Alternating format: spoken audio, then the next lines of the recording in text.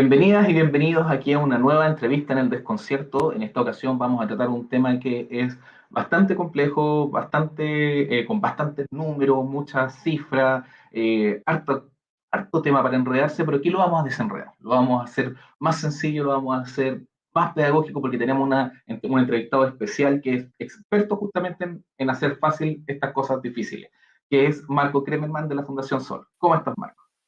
Hola Gino, muy bien, muchas gracias por la invitación. Gracias a ti por estar con nosotros esta mañana. Y bueno, lo primero también recordarle a la gente que nos está viendo a través de X, YouTube, Facebook, Instagram, las redes sociales del Desconcierto, que pueden opinar. Vamos a estar tratando de leer sus preguntas, también sus comentarios aquí para sumarlos en esta conversación con Marco, porque este es un tema que nos afecta o nos afectará a todas y todos. Así que sabemos que está, y más encima está muy candente, porque volvió al ruedo el tema de la discusión parlamentaria de la reforma. Justamente, bueno, vale decir que actualmente está en la Comisión de Trabajo del Senado. Eh, se, Justo se volvió un poco como a alargar la cosa porque quien preside esa comisión es Iván Moreira. Iván Moreira presentó una licencia y ahora va a asumir Coloma. Iván Moreira había mostrado un poquito más de disposición al diálogo, va a asumir Coloma en reemplazo y Coloma está de acuerdo con postergar más la cosa, pero ya vamos a entrar en esos detalles. Lo primero y lo esencial es lo macro, y un poco lo conversamos antes de entrar en la entrevista con Marco. eh, Nos olvidamos porque estamos hablando del 6%, del 3 por 3 y 3, del 2 y 4, estamos mareados con la cifra y nos olvidamos de lo estructural. Y lo estructural es algo que nos vino a recordar el estudio que sacaron ustedes, que eh, se llama Pensiones sin Seguridad Social. Y lo estructural es que no funciona.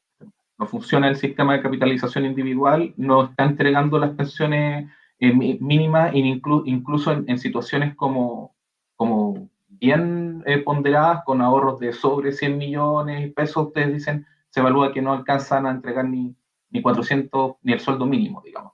Entonces, antes de entrar en eso, que después vamos a hablar más en profundidad del detalle de la cifra y todo del proyecto, consultarte sobre qué te parece justamente que antes pareciera que hace un par de años teníamos claro el panorama de que este modelo estaba saturado, viciado, que no realizaba, no cumplía la promesa de las pensiones, pero hoy en día parece que nos volvimos a enredar en otras cosas.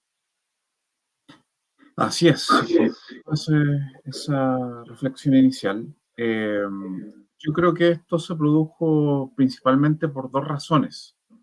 Una de ellas tiene que ver con la creación de la Pensión Garantizada Universal, la PGU, a comienzos del año 2022, al finalizar el segundo gobierno del expresidente Sebastián Piñera, que generó una mejora en las pensiones en un porcentaje no menor de personas que cumplen 65 años. Recordemos que en Chile todos los beneficios previsionales, desde el pilar solidario antiguo, que todavía queda en su pata de invalidez, y la PGU se activan a los 65 años, ¿no? Un pecado de origen porque las mujeres legalmente en Chile jubilan a los 60 años, pero todo beneficio previsional estatal se activa a los 65. Ahí hay un tema también que conversar. Y esa PGU vino a reemplazar al pilar solidario de vejez y llegó con un monto inicial de 185.000 pesos. Para quienes recibían la pensión básica solidaria significó un aumento que no superó las 10 lucas. Entonces no fue un aumento considerable, pero para quienes tenían aporte previsional solidario, vale decir, recibían bajas pensiones de las AFP y de las compañías de seguro y pertenecían al 60% más pobre, lograron un aumento un poquito mayor, ¿no? 30.000, 40.000, 50.000, pero para quienes no recibían pilar solidario y se fue ampliando la cobertura, recibieron más de 100.000 pesos, incluso algunos los 185.000 pesos íntegros. Entonces ahí vino una mejora en las pensiones, lo cual no significa que hayamos salido de la crisis previsional, que vamos a retomar posteriormente cuando hablemos del estudio. Y el segundo elemento, a mi juicio, tiene que ver con el impacto de los retiros previsionales en pandemia, porque de alguna manera se consolidó la idea de que la plata estaba ahí, ¿no? Era de las personas, lo cual nunca fue objeto de análisis en ámbitos académicos y sociales y políticos serios, ¿no? Sino que la crítica iba fundamentalmente por algo que sigue estando sobre la mesa. y es que un sistema de pensiones que descansa exclusivamente en su pilar contributivo de quienes cotizan, en un sistema privado y en un mercado de cuentas individuales no funciona, no funcionó y nunca va a funcionar por un tema matemático y financiero.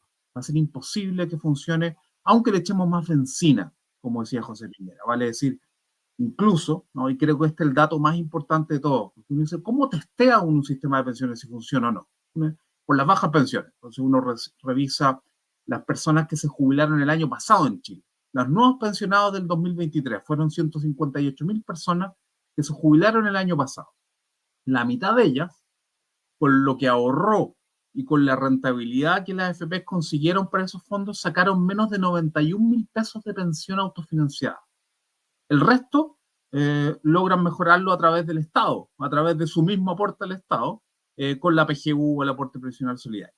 Pero muchas personas dirán, lo que sucede es que muchas personas en Chile ganan poco, primer punto, y segundo es que muchas personas en Chile han cotizado poco. Entonces, en esos 91.000 pesos de mediana de pensión, hay muchas personas que cotizaron muy poco o no cotizaron nada y sueldos muy bajos. Entonces, vamos a ver el caso ideal, personas que cotizaron prácticamente 40 años, toda su vida laboral, 40 años, y que tienen salarios más cercanos a los promedios. Ahí uno revisa los mismos datos para el año anterior, estos datos los pedimos por transparencia a la Superintendencia de Pensiones, y ahí la tasa de reemplazo, que es un concepto muy importante para tener un sistema de pensiones, vale decir, qué porcentaje del salario que yo ganaba, en este caso de los últimos 10 años promedio, voy a sacar como pensión. Entonces, si yo ganaba 1 millón de pesos promedio los últimos 10 años, y voy a sacar una pensión de 700 lucas, la tasa de reemplazo es 70%. Y dice uno, es algo adecuado. ¿Qué tasa de reemplazo tenían las personas que cotizaron casi 40 años? Menos de un tercio, menos de 33%. ¿Cuánto se prometía? ¿No? Cotizando regularmente, cerca del 80%. Entonces estamos en menos de la mitad de lo que se promete. Claro, y Marco, o sea, igual el estudio, obviamente lo hemos publicado aquí en el desconcierto, los invitamos a leer las notas al respecto y también a verlo en la Fundación Sol.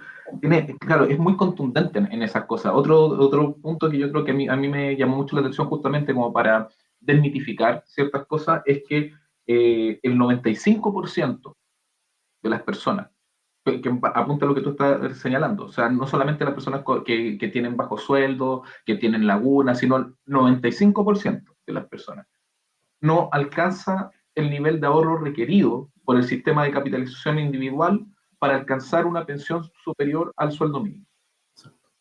Entonces, es tan brutal, es tan contundente los datos, digamos, que igual, claro, sorprende, incluso también uno lo invita un poco a la especulación de por qué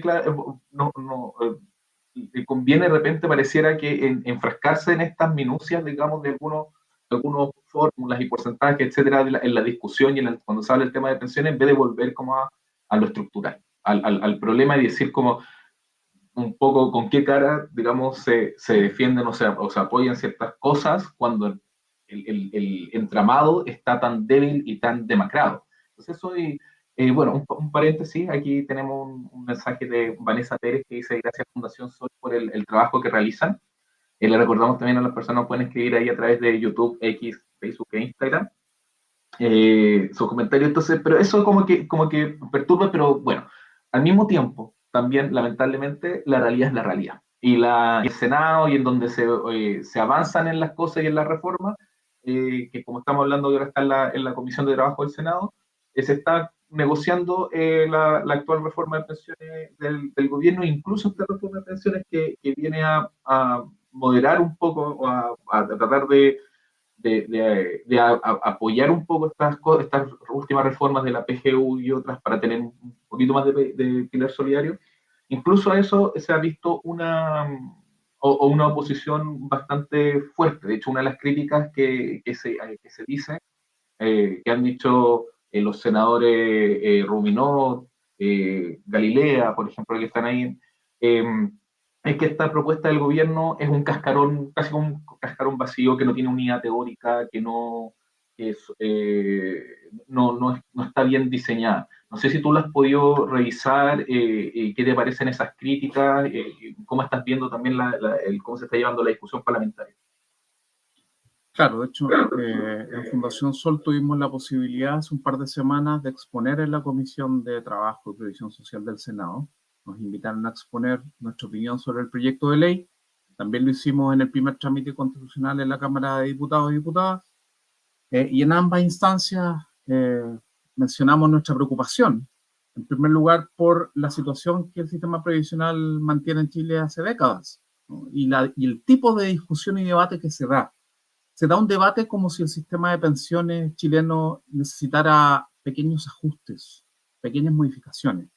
Lo primero que hay que decir, y lo hicimos ver en ambas instancias, es que es un sistema extravagante a nivel mundial, ¿no? Y extravagante no en un sentido positivo, sino en un sentido negativo. Vale decir, hay muy poquitos países en el mundo que en su pilar contributivo, para quienes cotizan, descansa exclusivamente en un mercado de cuentas individuales, porque no tenemos un sistema de seguridad social, tenemos un mercado parecido a fondos mutuos, a instrumentos de renta variable, donde las personas pagan comisiones, y es por eso que es muy importante, hicimos ver ese punto con fuerza, y la Superintendencia de Pensiones tuvo que pronunciarse con un oficio, de que incluso las rentabilidades que nos informan todos los meses están mal presentadas, ¿no?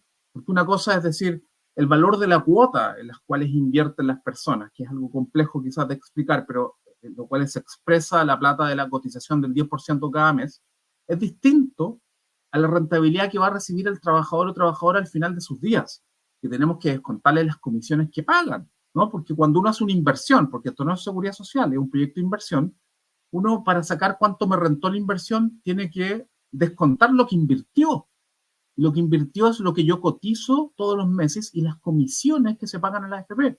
Y ahí los valores son mucho más bajos de los que informa la Asociación de AFP, que ha dicho que prácticamente por su gestión se quintuplica el ahorro de las personas. Y nosotros llegamos a la conclusión que al menos los últimos 30 años, que las rentabilidades vienen bajando, no se quintuplican, sino que 10 veces menos, ¿no? El ahorro de las personas aumenta en un 50% a partir de la gestión de la AFP, ¿no? Y esto es una situación de caída libre que tienen las rentabilidades. Entonces aquí tenemos problemas por varios frentes, porque el típico argumento que se ve en estas instancias, Cámara de Diputados, Senado, etcétera, asesores que llegan, es que el principal problema de la AFP es suyo, de quienes nos están mirando, ¿no? Es de los trabajadores, de las personas que cotizan. Usted cotiza poco, gana poco, tiene mucha informalidad, ¿no? Y en general ahorra poco. Entonces, si es que le echáramos más benzina y usted arreglara sus problemas, tuviera un mejor trabajo, mejor salario, cotizara más, como si eso dependiera exclusivamente de las personas, ahí funcionaría como una especie de Mercedes-Benz, lo cual es incorrecto, ¿no? Es totalmente incorrecto. ¿Sí? Una pausa para leer algunos comentarios de la gente. Bueno, en Instagram, Tatiana dice, gracias por tener a Marcos Kremerman, ojalá estuvieran en un canal para que todos lo escuchen, canal de televisión, supongo, porque aquí ya están escuchando. Y recordar que siempre nos pueden estar viendo o seguir en las redes sociales y compartir ahí para que más gente llegue a esta entrevista y otros productos que hacen. Isaí Juan dice, el fondo de pensiones nutre de capital fresco a los grupos económicos, por eso es tan difícil, casi imposible cambiar. Que estuvo bien en boca hace un tiempo. Esperanza perdida en YouTube, aquí nos dice. La discusión en el Congreso siempre va a ser política, aunque disfrazada de discusión técnica, aunque no necesariamente es lo último. Quizás por eso proponen soluciones por goteo. Bueno, hay algunas de las opiniones de la gente que nos está viendo. Recordarles que siempre pueden, lo importante aquí es conversar, que sea dinámico también, y también siempre agradecerle en esta ocasión a Marco que esté con nosotros y nos ayude a hacer estas conversaciones pedagógicas, que a mí también me sirve porque uno siempre aprende. En esa línea, Marco, claro, hay varios temas que han salido a flote. Uno, y para demostrar este tema de que justamente no es un tema individual, digamos, no es un tema aunque a cierta persona, a cierto grupo les guste como enfocarlo como un tema individual, sino que es algo bien masivo. Salieron unos análisis de promedio de las pensiones por comuna. Entonces voy a leer algunos datos. En comuna, por ejemplo, en La Pintana, la mediana de pensión autofinanciada es de 138.000 pesos. 177.000 para hombres, 112.000 para mujeres. Siempre hay una brecha de género, como lo habías mencionado, que es bastante grande, se nota bastante en el tema de pensiones. Cerro Navia, 153.000, 187.000 para hombres, 112.000 para mujeres. Se mantiene en casi todas las comunas, en Los Espejos, San Ramón, Renca, La Granja, Melipilla, el 112.000 para mujeres, bien estándar, Pudahuel, El Bosque, Linares. En la variable de hombres, donde varía un poco más, Pudahuel un poquito más, 207.000, en Linares 158.000, así vamos viendo siempre 180.000 en San Antonio, 205.000 en Recoleta.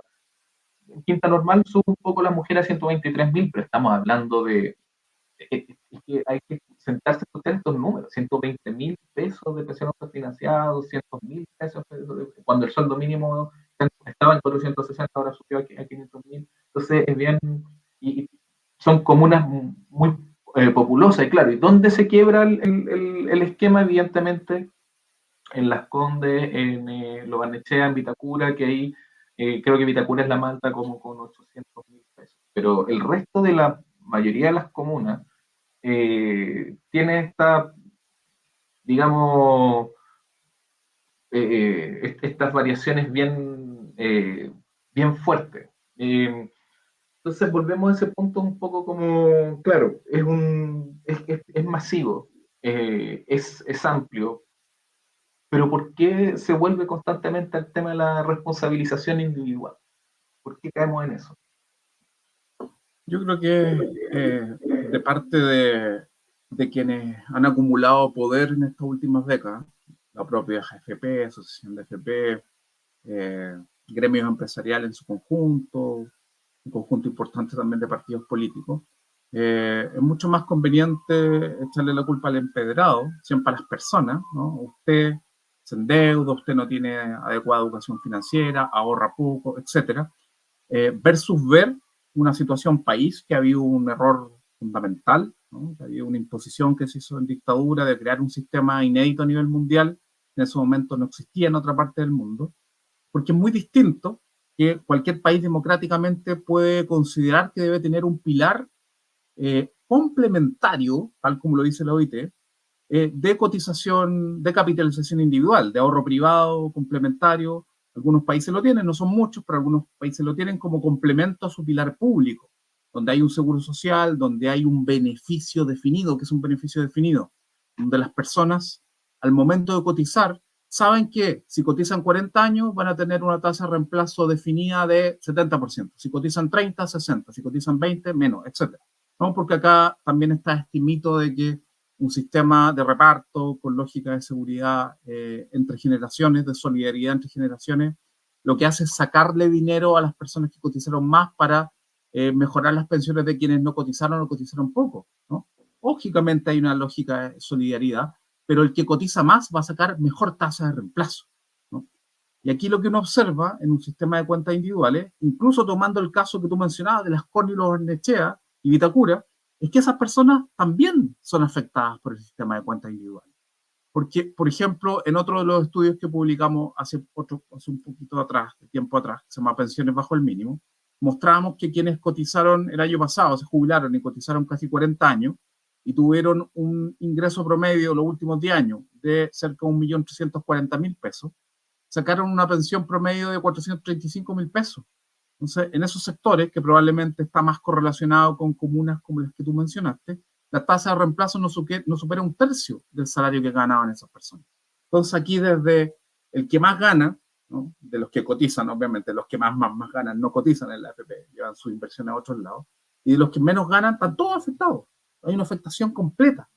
Entonces, la gran pregunta nuevamente es, bueno, ¿por qué no cambia? Porque tal como lo mencionó Pinochet, en el momento que se estaba discutiendo, no democráticamente, estaba discutiendo entre la Junta y José Piñera y los asesores, esta reforma estructural sustitutiva al sistema de pensiones, él decía, me parece que estoy de acuerdo con esta idea, pero tengo algunos temores. Esto está en las actas secretas de la discusión de la reforma de pensiones.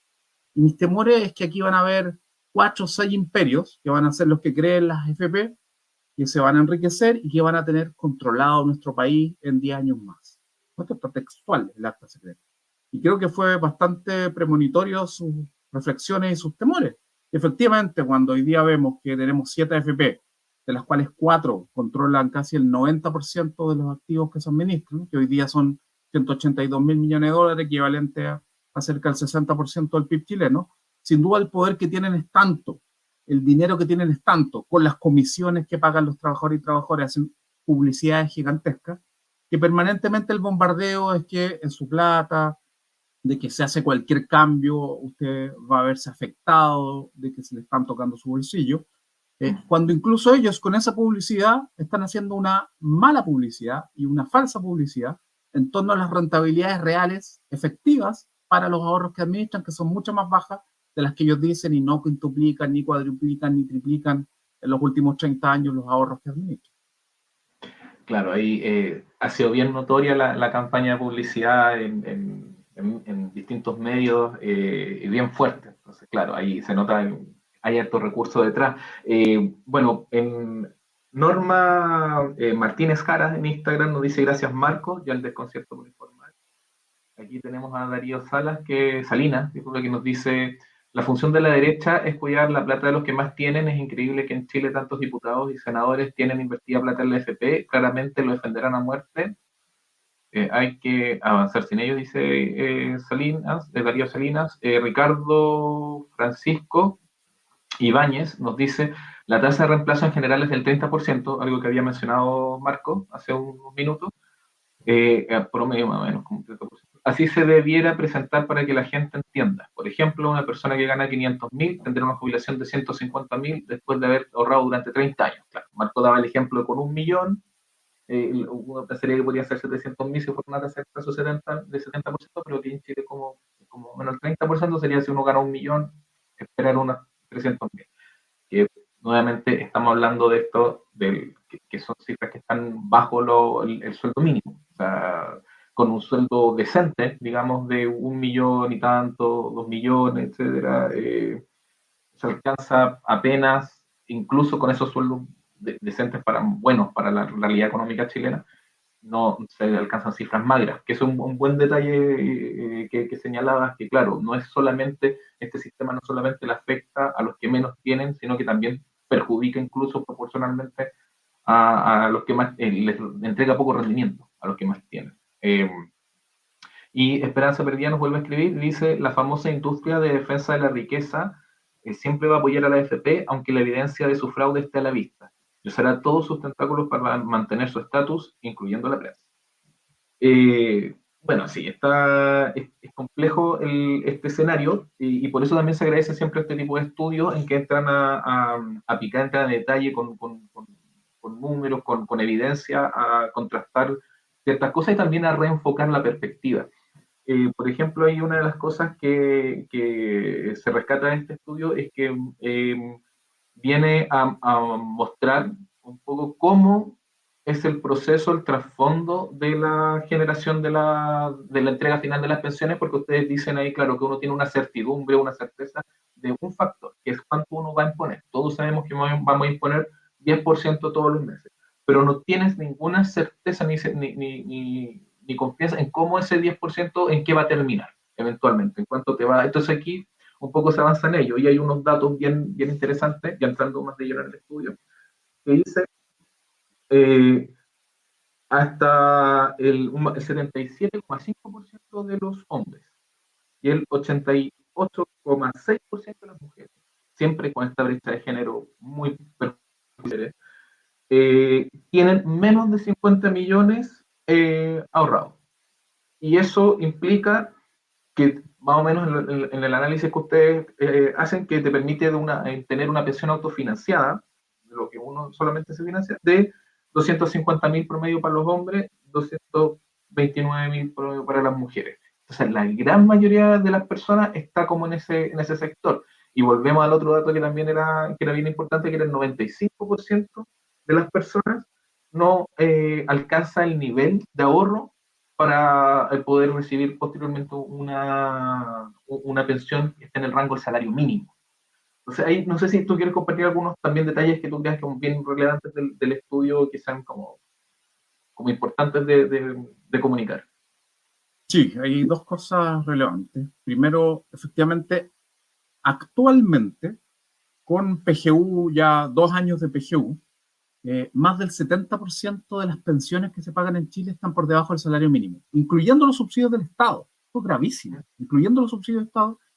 Y con la reforma original del gobierno actual, donde los 6 puntos de cotización adicional iban a un seguro social, todos, 6 y 0 cuentas individuales, se mejoraban las pensiones, pero todavía más de la mitad seguían por debajo del salario mínimo.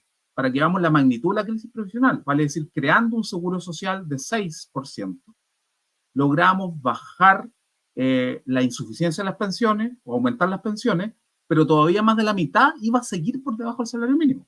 Por eso nosotros teníamos una crítica también a la reforma inicial del gobierno, porque creaba un primer componente de seguro social, pero seguíamos teniendo un componente relevante de cuentas individuales. Ese era el pilar central, ¿no?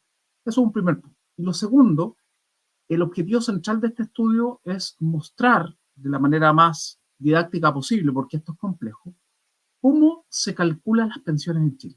Porque en general las personas no saben, ¿no? No tienen idea cómo se calculan las pensiones en Chile y no saben, no porque no revisen y no sepan hacer cálculos, sino porque están enredados, en primer punto, y en segundo lugar, porque es un modelo de incertidumbre individual, no de seguridad social, ¿no? Aquí hay 2 antítesis, de incertidumbre individual. ¿Por qué? Tal como tú decías, Gino, en general, la mayoría de los sistemas del mundo tienen un componente fuerte donde se sabe a priori, dependiendo de los años cotizados, cuánto voy a sacar como tasa de reemplazo, qué porcentaje de lo que yo ganaba cuando trabajaba remuneradamente voy a sacar como pensión. Pero en el sistema chileno es de contribución definida, no de beneficio definido. Entonces, lo único cierto es cuánto cotizo mes a mes, pero nadie tiene idea de la pensión que va a sacar. Entonces, ¿cómo se calcula esa pensión?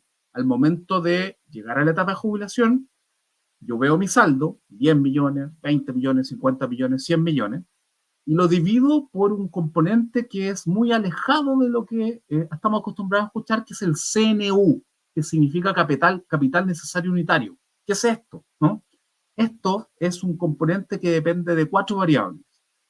De las características personales, si soy hombre o mujer, y ahí metemos las esperanzas de vida, las tablas de probabilidad o tablas de mortalidad, que terminan afectando a las mujeres por el solo hecho de vivir más, de tener una esperanza de vida mayor, ¿no? Significa que las tratan como clientes, no como ciudadanas.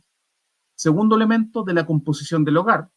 Si es que yo soy hombre o mujer y tengo cónyuge, o hijo o hija menores de 18 o 24 años, eso va a significar que tengo que dejar también una parte de mi saldo para las pensiones de sobrevivencia. Entonces, si yo no tengo cónyuge, el mismo monto me va a alcanzar para una mejor pensión. Tercer elemento, va a depender de las rentabilidades de los últimos 10 años, de los fondos más conservadores y de los próximos 20 años que se proyecten. Algo muy enredado. Y finalmente, de qué modalidad de pensión que yo elija.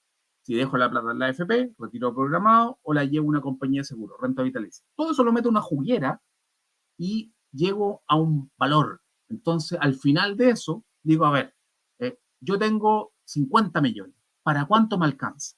Hoy, con las condiciones y las tasas de interés actuales y todos los parámetros que yo te mencioné, 50 millones de saldo para una mujer le va a alcanzar para cerca de 200.000 pesos de pensión inicial autofinanciada, y para un hombre se va a acercar en torno a los 250.000 pesos. ¿Y cuántas personas, como tú decías, tienen hoy día 50 millones de saldo y están a punto de jubilar? ¿No? A 3, a 4 años, a 2 años de jubilar, hombres o mujeres. 8 de cada 10 hombres tienen menos de 50.000. Está a punto de jubilar. 9 de cada 10 mujeres aproximadamente tienen menos de 50 millones y a punto de jubilar. Entonces es imposible, es imposible. ¿Y qué pasa si le echamos más benzina? Si en vez de ponerle 10%, le ponemos los 16 que están prendiendo, los 6 a cuentas individuales, e incluso agreguémosle uno más, 7, 17, a partir de la caída de las tasas de rentabilidad, si somos optimistas y esa caída se detiene un poco y se mantiene para el próximo año, con ese 17% de ahorro individual vamos a sacar las mismas o peores tasas de reemplazo que quien se jubiló hoy día y cotizó por 10. Entonces, no hay solución en el sistema actual. Una consulta aquí, dice Ingrid Ramos, ¿qué le respondes a los que dicen que el problema es los sueldos bajos, que evidentemente lo son, Mis saludos a Marco, a quien seguí en cada uno de los programas de TV en los tiempos del estallido social, y mis agradecimientos por su compromiso. Y antes también a Marco, no fue solamente ahí. Eh, y sí, eso, bueno, ya lo habías mencionado un poco, lo habíamos comentado de que el tema, más allá de los sueldos bajos, se muestra en que también las pensiones, este sistema entrega malas pensiones proporcionalmente, incluso concretamente, netamente, a personas con sueldos decentes, digamos, de una medida de 1 millón para arriba, entonces, porque entrega la tasa de reemplazo, te estoy respondiendo. Pero eso para demostrar que aprendí contigo. Que la tasa de reemplazo, que es justamente el porcentaje de lo que te debería entregar del sueldo, aquí es de un 30%. Entonces, aunque tú ganes 1 millón de pesos, te va a entregar 300.000 pesos. Entonces, si ganas 500, te va a entregar 150, como también lo decía, creo que Ricardo antes. O me estoy mal. Exactamente. Y bueno, saludar a Ingrid, agradecer su saludo y a las personas que nos acompañan. Lo que tú mencionas, Gino, yo creo que es bueno decirlo una y otra vez. Si tú revisas en los últimos 3 meses todas las intervenciones públicas de economistas, otros cientistas sociales, políticos, en distintos canales, distintos medios de comunicación, te vas a encontrar con un denominador común. El sistema funciona bien para los que ganan bien, para los que cotizan harto, ¿no? El problema en Chile son los bajos salarios, ¿no? Y tampoco se hace nada para que esos salarios sean mayores. El problema son la baja cotización, el poco ahorro, las lagunas, etcétera, ¿no? Echarle la culpa a las personas. Pero insisto, no aparece sobre la mesa. Y esto se puede pedir por transparencia en la Superintendencia de Pensiones, como se hizo en la Fundación Sol, de que las personas que ganan salarios más altos que el promedio, yo daba el ejemplo de quien tenía un salario promedio en los últimos 10 años de 1.340.000, hoy día están sacando como porcentaje de ese salario menos de un tercio como pensión. Menos de un tercio. Gravísimo, ¿no? La gran como oferta que hacía José Piñera, ¿no? Promesa, era que si usted cotizaba regularmente cerca de 40 años, y yo estoy citando a alguien que cotizó entre 35 y 40 años, iba a sacar 80% de tasa de reemplazo. Eso está en las actas secretas. Ni siquiera 70, decía 80. Y aquí estamos hablando de que ni siquiera llegamos a la mitad, a 40, para quien cotizó cerca de 40 años. Entonces, efectivamente en Chile tenemos problemas de bajo salario y por eso es que la pensión promedio, incluso con un sistema distinto, no podría ser 1 millón de pesos ni 900.000 pesos. Pero la gran pregunta es por qué estamos sacando pensiones autofinanciadas medianas de 90 lucas si los salarios en Chile no son tan bajos. Son bajos, pero no tanto. Entonces deberíamos estar mucho más arriba. Eso tiene que ver con la estructura del sistema de pensiones, que no tiene elementos sustanciales contributivos de seguridad social y se situó en un eje extremo de cuentas individuales, ¿no? Sin aporte solidario, y un esquema que debería ser potencialmente complementario voluntario se transformó en el eje central del sistema de pensiones y que no puede ser cambiado por la presión que ejercen los grupos económicos, la asociación de AFP, y lamentablemente porque distintos sectores políticos, que incluso algunos se denominan como más de izquierda o progresistas, tampoco han hecho propuestas contundentes para tener un sistema distinto, ¿no? No han habido propuestas contundentes para tener un sistema distinto. Y lo que hoy día conocemos, por ejemplo, de estos 6 puntos adicionales a un seguro social, es muy distinto a lo que el propio coalición de turno presentó en la elección anterior con Beatriz Sánchez, que era una propuesta parecida a la que proponía la coordinadora Norma FP, que era un sistema de seguro social en su conjunto, comprensivo, etc. Entonces, tenemos un problema transversal desde mi punto de vista. Claro, igual también, y mencionabas que incluso con ese 6%, incluso un punto más, todavía quedaría más o menos la mitad de la gente todavía recibiendo una pensión menor autofinanciada del sueldo mínimo, si mal no entendí. Y no solo autofinanciada, lleno, una pensión total, incluyendo los subsidios. Claro. Peor todavía, mucho peor. La última tanda de opiniones, para ir cerrando ya, Isaí Juan nos dice: la AFP fueron creadas para enriquecer a la plutocracia actual, no para dar pensiones. Ahora ellos controlan la economía nacional, manejan los medios de comunicación y la política. Jorge Constanzo solamente dice paternalista. No, una opinión crítica, está bien, las leemos todas, mientras no sean ofensivas.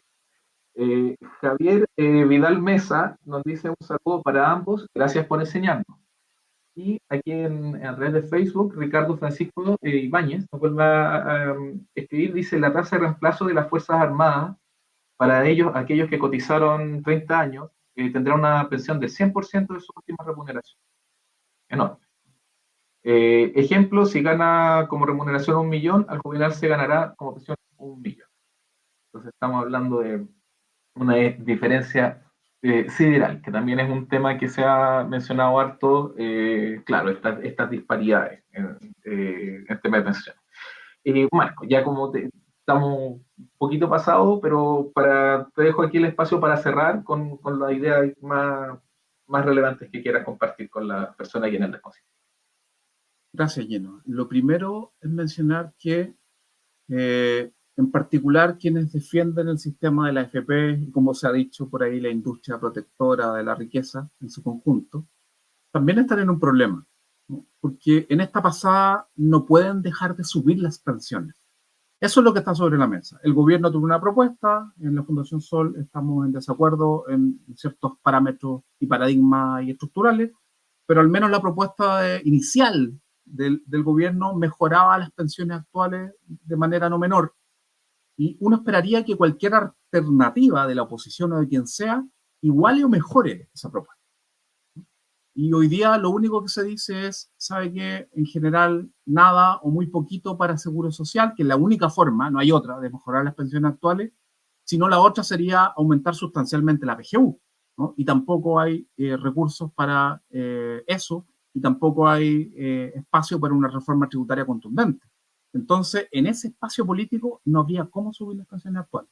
Y las pensiones del futuro, que es lo que se dice, a ver, pero llevemos toda cuenta individual, porque ahí se va a subir las pensiones del futuro, eso va a suceder en 40 años más bien.